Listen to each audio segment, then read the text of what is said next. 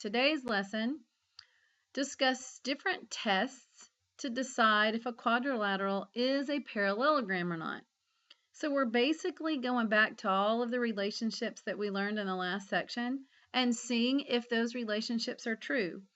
If they are true, then we know our figure is a parallelogram. So let's go back through those real quick to refresh our memory. A quadrilateral is a parallelogram if any one of the following statements is true. If both pairs of opposite sides are parallel, then it's a parallelogram. That's our definition of a parallelogram, so it would have to be a parallelogram if that is true. Both pairs of opposite sides are parallel. If both pair of opposite sides are congruent, then it is a parallelogram. So we're looking for markings that show us things are parallel or show us things are congruent. It just has to be the right parts. Both pairs of opposite angles are congruent. If that is true, then it is a parallelogram. If the diagonals bisect each other, it is a parallelogram. If only one pair of opposite sides are both parallel and congruent, they have to be both if it's just one pair, then it's also a parallelogram. So let's go through some figures and look at their markings and try to determine if we can say that figure is a parallelogram or not. Okay, is this a parallelogram? Notice the markings here show that both pair of opposite angles are congruent. And that is one of our rules, so we're going to say yes, opposite angles are congruent. So that's why we can say it's a parallelogram. How about this one? We have one pair that's congruent and one pair that's parallel. Does that meet a requirement to say it's a parallelogram? No, it does not. You need the same pair to be both congruent and parallel, not one to be congruent and one to be parallel. Okay, what about this one? We have two pairs of opposite sides that are parallel. Is that a rule that makes us say it's a parallelogram? Yeah, it's actually the definition. So we'll say yes, that's a parallelogram. Here we have one pair of opposite sides that are both parallel and congruent. So can we say this is a parallelogram? Yes, we can. Okay, how about this one? What do we have here? We have one pair of opposite angles being congruent. Well, we need both pair. But we do have consecutive angles here that are supplementary. And that is one of our stipulations. So yes, we can say because an angle is supplementary to both of its consecutive angles. This 60 is supplementary to both of its consecutive angles. Is this a parallelogram? We have one pair of opposite angles being congruent. No, we don't have enough information. We have to have both pairs shown to be congruent, not just one. What about this one? Both pair of opposite sides are congruent. That's a yes. Okay, what about this one? We know that these two are supplementary to each other. But we don't know the relationship here if those are supplementary, nor do we know if these are congruent. So just from this one relationship, we can't say for sure. So we don't have enough information there. Okay, what do we see in here? We have our diagonals. This should actually be to the corners here. And notice that the two parts on the same diagonal are congruent to each other, which means that diagonal has been bisected. They are bisecting each other, therefore, yes, that is a parallelogram. Okay, this one is showing that our diagonal is congruent to this pair of opposite sides,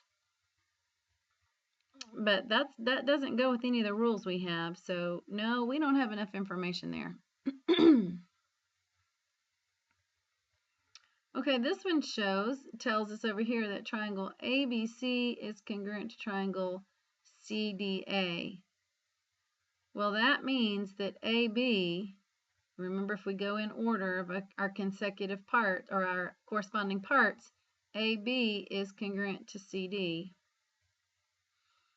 BC is congruent to DA. Oh yeah, we got opposite sides, both pair being congruent. So yes, that is a parallelogram. All right, now here's coordinate geometry. You have these 4 points with their coordinates, and we want to prove that this is a parallelogram. Well, there's so many different things that we can prove, different relationships we can use. Now, in coordinate geometry, we don't really use angles much, so let's just stick with our sides. One of the rules says that if I prove that these are congruent, opposite sides are congruent, then this is a parallelogram. Okay, so I could go use my distance formula here, see if they're the same.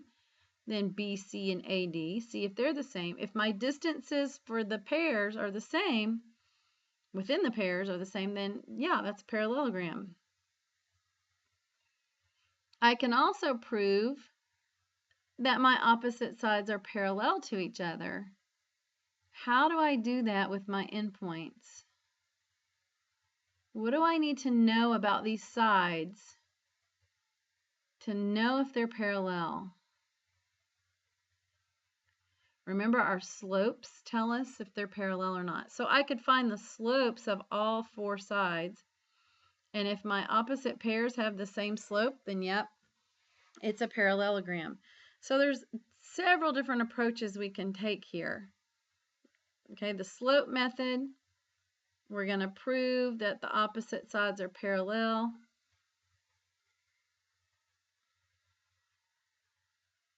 And that would tell us it's a parallelogram. So I'm just going through the methods. We're not going to actually spend the time working this out, but you need to be able to do one on your own. Okay, the distance method, again, you're proving that the opposite sides are equal to each other.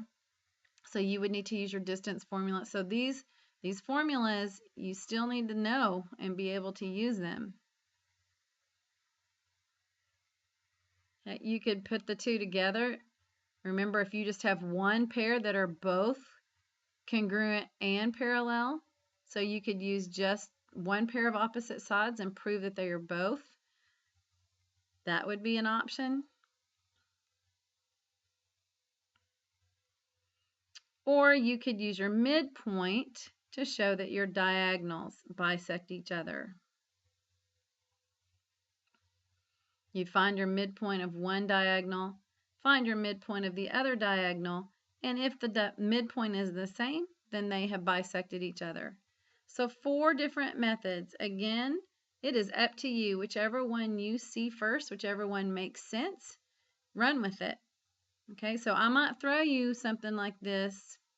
You need to be able to do the coordinate geometry. Let's do some simpler problems here with just using basic relationships. What would X be so that this is a parallelogram? Well, if this was a parallelogram, then AB would be congruent to DC, and therefore we would set those 2 sides equal to each other. So I'm going to take the 4x minus 1 and set that equal to 3 times x plus 2. Remember, I have to use my distributive property here in order to get rid of these parentheses. Don't forget your basic algebra. That is oftentimes a struggle. Okay, I'm going to subtract my 3x so I get my x's on the same side. Then I add the 1 to both sides, so x equals 7. Okay, and that's all it asked us to do, so we're good. We could plug it in and actually find the length of each side. Since they're congruent, I would only need to plug it into one place. Find M so that quadrilateral is a parallelogram. So again, the same situation here. We're going to set them equal to each other. 4m plus 2 is going to equal 3m plus 8. If I move my 3m,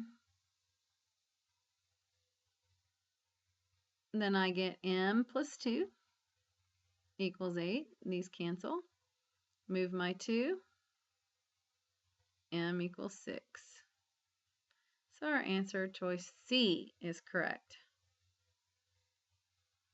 Okay, so be able to prove if a quadrilateral is a parallelogram, knowing all of those different relationships.